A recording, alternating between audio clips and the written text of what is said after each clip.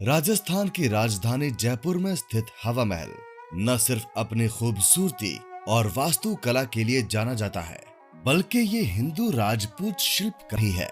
लेकिन मैं आपको बताना चाहूंगा कि इस महल में 5 मंजिल हैं, जिनमें अनेकों कक्ष बने हैं और कुल मिलाकर इस महल के परिसर में 953 खिड़कियां बनी हैं, जिनमें से 365 खिड़कियां हवा महल में है।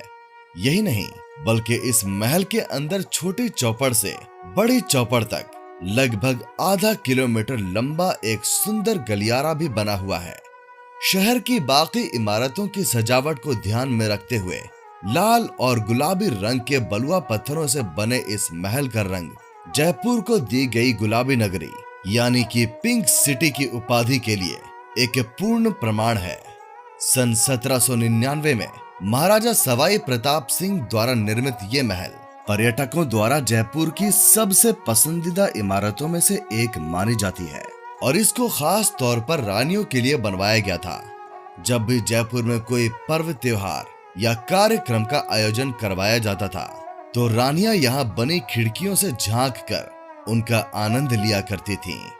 87 फीट ऊंचे इस 5 मंजिला महल पर जब सुबह सूरज की रोशनी पड़ती है, तो इसके अलग अलग हिस्से रंग बिरंगी रोशनी से जगमगा उठते हैं।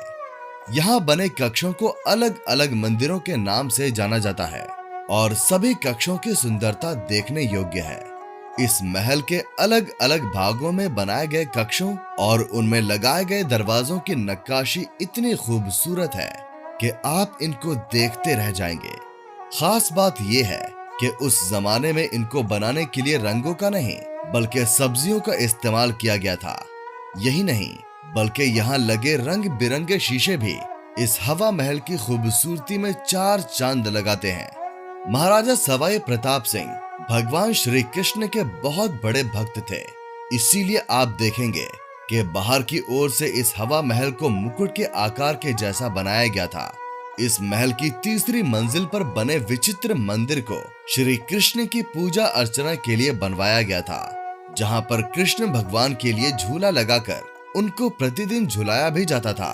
तो ऐसे ही बहुत से रोचक तथ्य हवा महल के हर भाग से जुड़े हैं, जिनके बारे में हम इस वीडियो में विस्तार से जानेंगे। नमस्कार दोस्तों, बहुत बहुत स्वागत है आपका मेरे चैनल में। और आज मैं आपको लेकर जाने वाला हूँ राजपूत शिल्प कला से बनाए गए जयपुर के इस बेहद खूबसूरत हवा महल में, और इसके इतिहास और वास्तुकला से जुड़ी सारी जानकारी मैं आपको इस वीडियो में देने वाला हूं।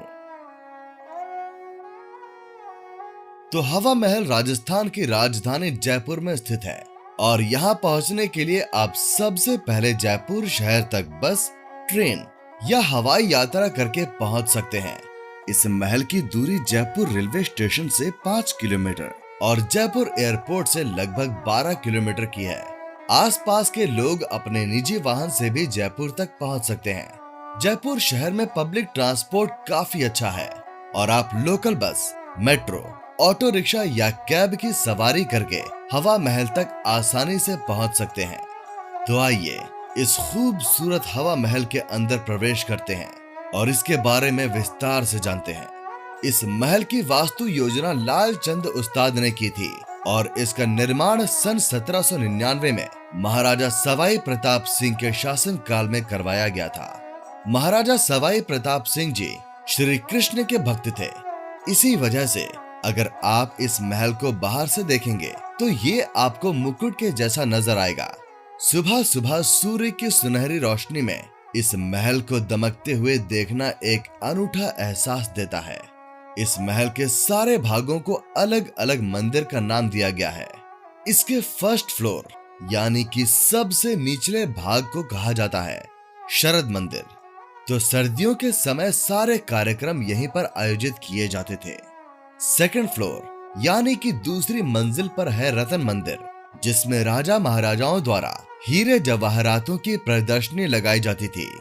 थर्ड फ्लोर यानी कि तीसरी मंजिल पर है विचित्र मंदिर, जिसमें भगवान श्री कृष्ण की पूजा अर्चना की जाती थी। चौथी मंजिल पर है प्रकाश मंदिर, जहां पर सूर्य और चंद्रमा से संबंधित त्योहार मनाए जाते थे।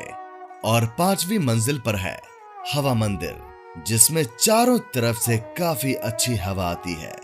यहाँ सामने की ओर एक फव्वारा बनाया गया था, जो कि आज भी रोजाना शाम के समय में चलाया जाता है, जिससे यहाँ का माहौल बहुत खुशनुमा हो जाता है।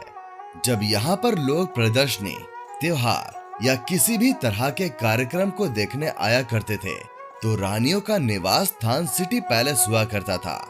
सिटी पैलेस से जंतर मंतर होते हुए रानियां यहाँ बनाए गलियारे से इस हवा महल तक पहुँचती थीं और यहाँ होने वाले कार्यक्रमों का आनंद लिया करती थीं।